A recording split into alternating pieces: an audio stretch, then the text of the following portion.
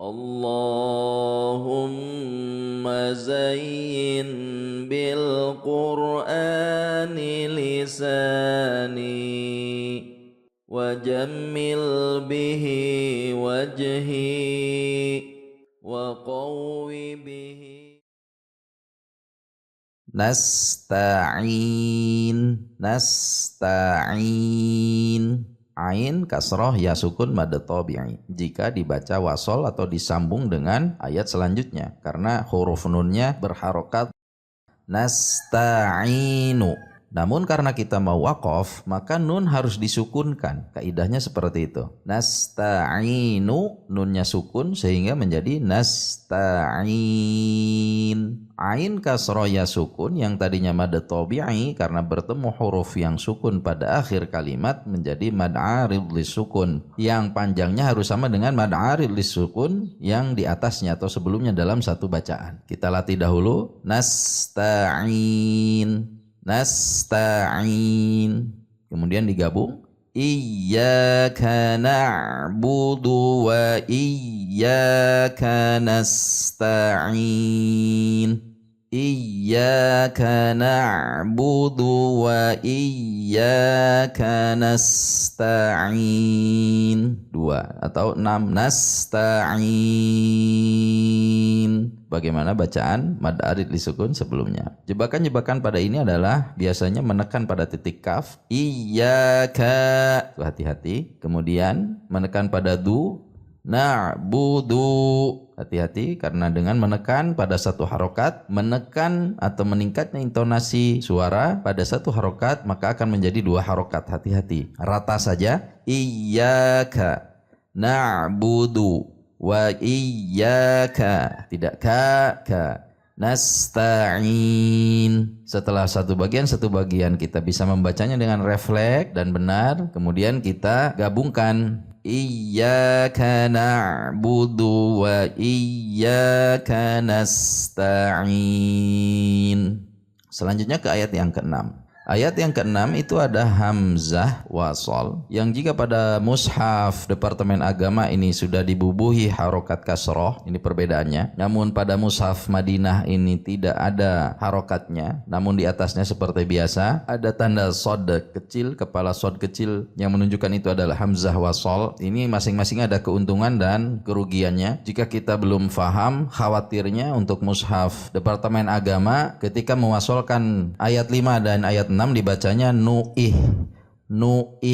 Padahal seharusnya seperti yang tertulis pada mushaf Madinah, tidak ada harokat kasrohnya sehingga jika diwasol dibacanya nuh, langsung masuk ke huruf H. Namun karena ini Al-Fatihah insyaallah sudah paham ya insyaallah. Jadi jika wasol dibacanya adalah nun dhammah masuk ke H. Hamzah wasolnya tidak berharokat ketika diwasol dengan huruf sebelumnya, dengan ayat sebelumnya.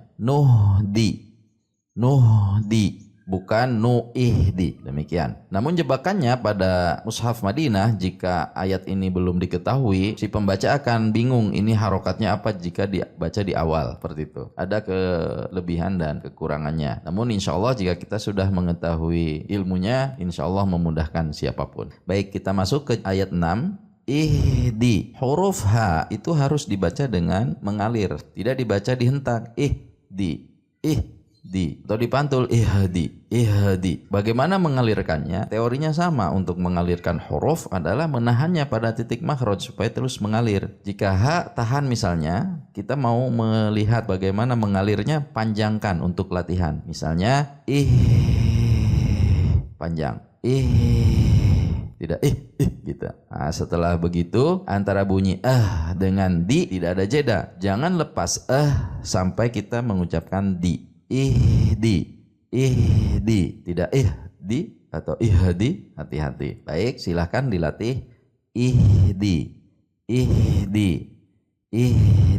Kita panjangkan, saya panjangkan supaya terlihat. Ini untuk latihan saja. Ihdi, tidak ada jeda, mengalir, tidak ada pantulan. Setelah refleks ihdi, refleks, langsung ke bagian selanjutnya. Nah, nun fathah masuk ke sod. Huruf sod makhrajnya sama dengan sin. Supaya kita tidak batal, pastikan saja makhrajnya persis sama dengan sin. Yang dimana pada bagian ini memang ada qiraah yang membolehkan dengan sin, membaca dengan sin. Demikian. Sehingga jika kita pada pengucapan sod ini belum seperti sod, namun ternyata seperti sin, mudah-mudahan dimaafkan karena memang ada riwayat yang membolehkannya. Demikian. Yang berbahaya adalah jangan sampai membaca huruf sod ini dengan makhraj selain sin atau selain zai. Contoh yang sering adalah shin besar. Ihdinash. Ini mengubah huruf, hati-hati, bisa membatalkan Al-Fatihah menurut fikih. Pastikan makhrajnya seperti sin. Bagaimana makhrajnya sin, sod? Nah, silakan lihat kembali penjelasan makharijul huruf untuk lebih jelasnya. Kemudian tegangkan pangkal lidah, bukan dengan membulatkan bibir. Ihdinasi. Ihdinasi. Nasi. Nasi. Kalau menjadi sin, nasi. Nasi. Semoga ini tidak menjadi masalah. Daripada menjadi nashi. Nashi. Menjadi shin besar, beda makhrajnya. Dan tidak ada riwayat yang menyebutkan boleh dengan shin besar. Itu yang perlu kita perhatikan.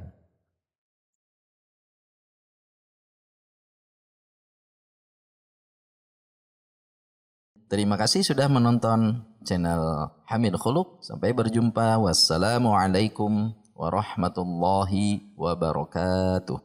كلام قادم لا يمل سماعه تنزه